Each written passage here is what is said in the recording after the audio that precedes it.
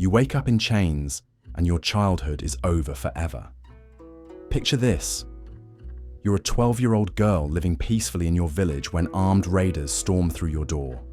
Within hours, everything you've ever known disappears. Your family, your language, your name, your very identity, stripped away as you're dragged into a system so brutal that historians still struggle to document its full scope.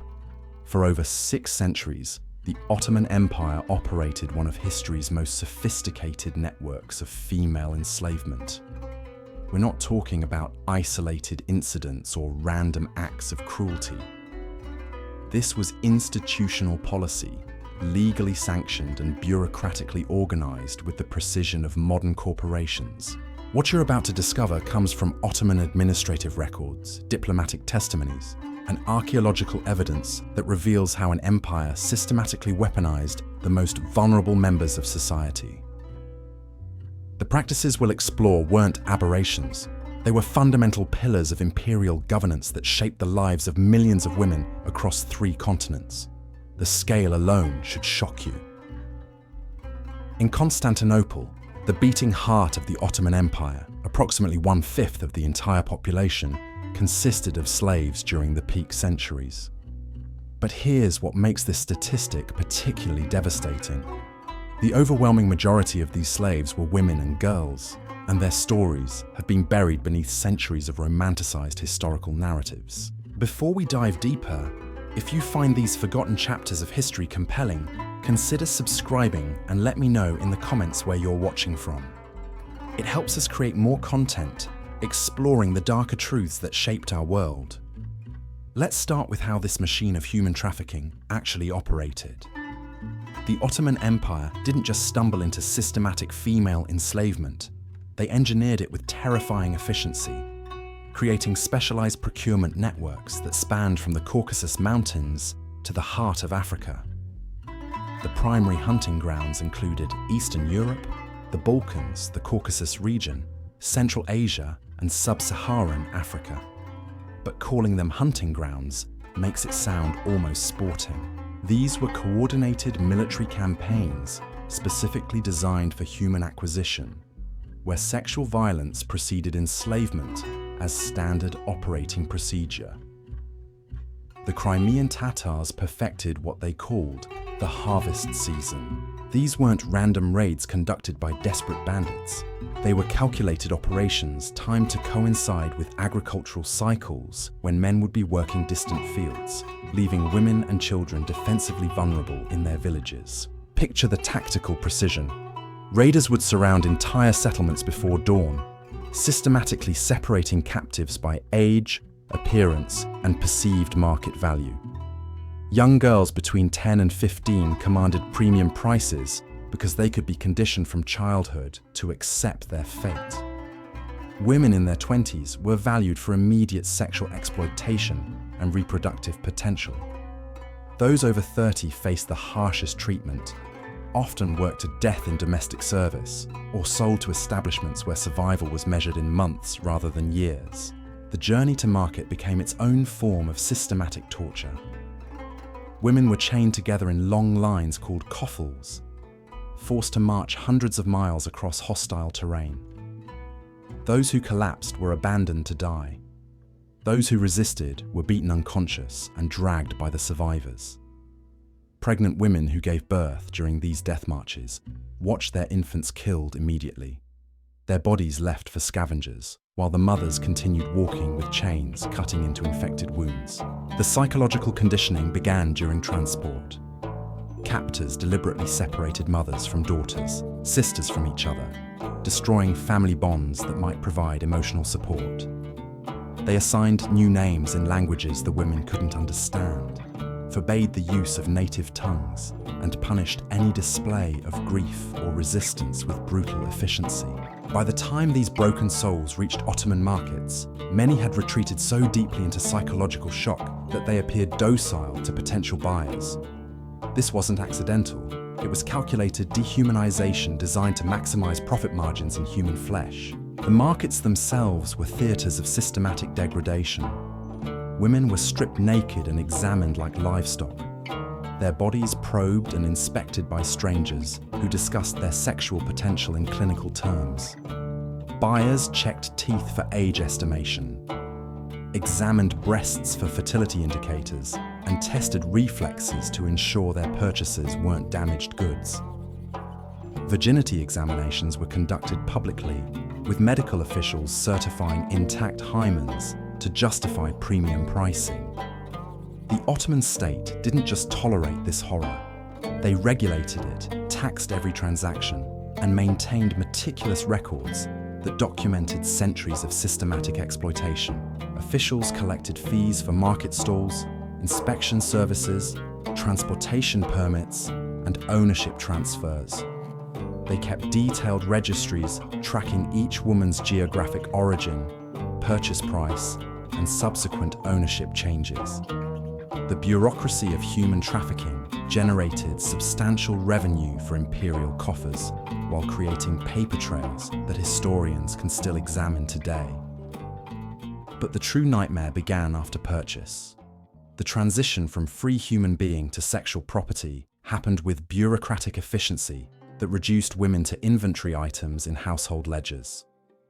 New owners received official documentation listing their human acquisitions alongside furniture, livestock, and other possessions. These certificates included detailed descriptions of each woman's physical attributes, sexual experience, and intended use.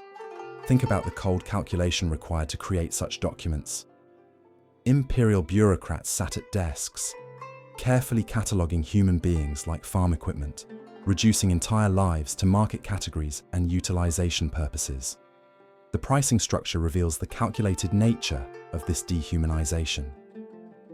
African girls purchased for both domestic work and sexual use typically sold for between 1,500 and 2,500 kurush.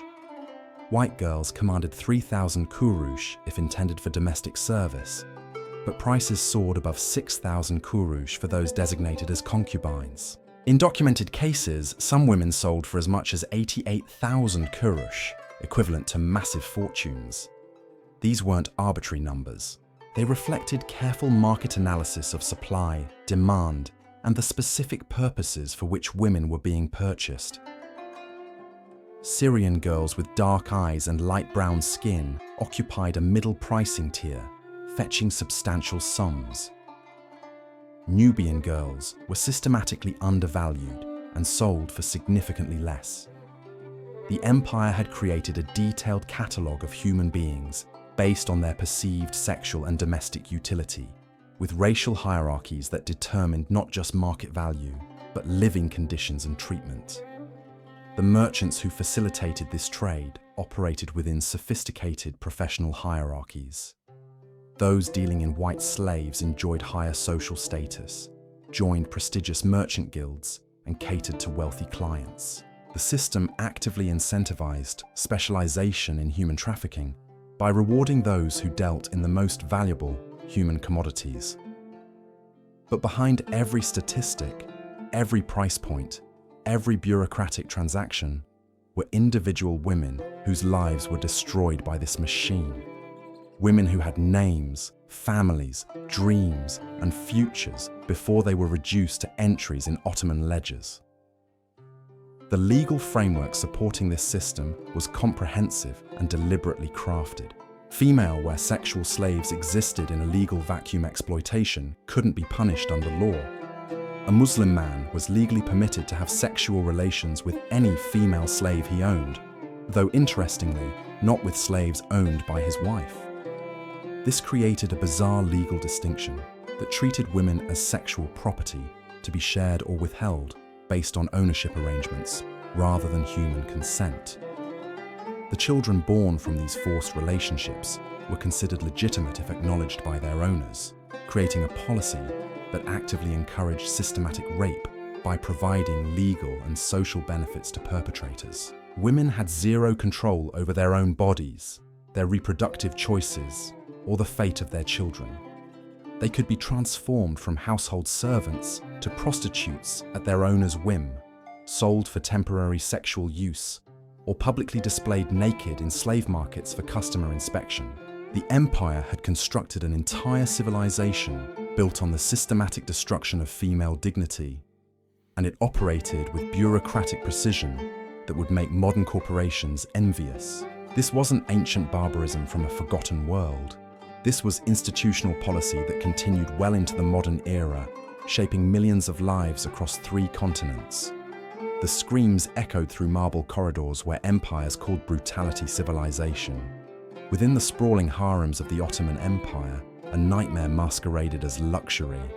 Behind walls decorated with precious stones and silk tapestries, thousands of women lived in conditions that would horrify modern audiences. The popular image of harems as lavish spaces filled with pampered concubines bears no resemblance to the documented reality that emerges from Ottoman records and survivor testimonies. The imperial harem alone housed between 100 and over 1,000 women at any given time during the peak centuries. But here's what the romanticized stories never mention. The vast majority of these women would never see the Sultan. They existed as human furniture, maintaining the daily operations of a system designed to service the sexual appetites of imperial power. The living conditions were deliberately harsh. Rooms were cramped, unsanitary, and designed to break spirits rather than comfort inhabitants. Women were forbidden to leave the harem under any circumstances. Male visitors, except for the head of household, were banned from entering. This created a prison disguised as a palace where women spent their entire lives in enforced isolation from the outside world. The hierarchy within these walls was brutal and unforgiving. New arrivals, often girls as young as 6 or 7, were immediately stripped of their identities. They received new names, new religions, and new purposes determined entirely by their owners. Those deemed exceptionally beautiful faced specialized training that prepared them for sexual service. They learned to belly dance, recite poetry, play musical instruments, and master what Ottoman documents euphemistically called the erotic arts. But even this training served a sinister purpose. It wasn't education or cultural enrichment. It was systematic conditioning designed to transform traumatized children into polished instruments of male pleasure. The girls practiced these skills under supervision of older slave women who had survived the same process, creating an endless cycle where victims became accomplices in their own oppression. The daily routine within harems reveals the psychological torture embedded in every aspect of these women's lives. They were required to maintain constant readiness for sexual service while competing desperately with hundreds of other women for attention that might elevate their status. This competition was deliberately fostered by the system's design. Women were pitted against each other in elaborate displays meant to entertain their masters while destroying any possibility of solidarity between them. The most heartbreaking aspect was how the system corrupted natural human relationships. Women who might have formed friendships were forced to view each other as obstacles to survival. They had to watch their companions be selected for sexual use while knowing their own turn would come. Some were chosen to participate in group encounters, forced to assist in each other's exploitation while maintaining facades of willing participation. Those who failed to please or who aged beyond their perceived usefulness faced fates that were often worse than death. They might be sold to brothels, abandoned on the streets, or simply killed to make room for younger replacements. The empire maintained no support system for women who had spent their youth serving imperial pleasure. They were disposable commodities with expiration dates determined by male desire. The psychological impact of this system extended far beyond the harem walls. Women who managed to gain freedom carried invisible scars that shaped every aspect of their remaining lives. They struggled to form healthy relationships, trust other human beings, or believe in their own worth beyond their sexual utility. Many developed what we might now recognize as severe trauma disorders, becoming living ghosts who had learned to survive by completely disconnecting from their own humanity. The empire's legal codes provided elaborate protections for free Muslim women. while simultaneously creating detailed regulations for the exploitation of enslaved ones. A free woman who was sexually assaulted could seek justice through the courts, but enslaved women existed outside this legal framework entirely.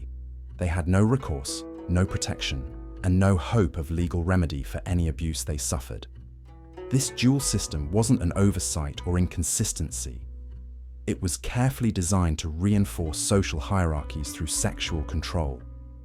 By protecting some women while abandoning others, the empire created a stark demonstration of the value of freedom and the consequences of enslavement. Free women understood that their protected status depended on maintaining the system that brutalized their enslaved sisters. The Ottoman Empire collapsed in 1922, but its legacy of systematic brutalization echoes through generations. These weren't ancient barbarities from a forgotten world. They were institutional policies that shaped 3 continents and destroyed millions of lives. The archives remain, the evidence survives, and these stories demand to be remembered. History's darkest chapters teach us that civilization's facade can conceal humanity's greatest failures.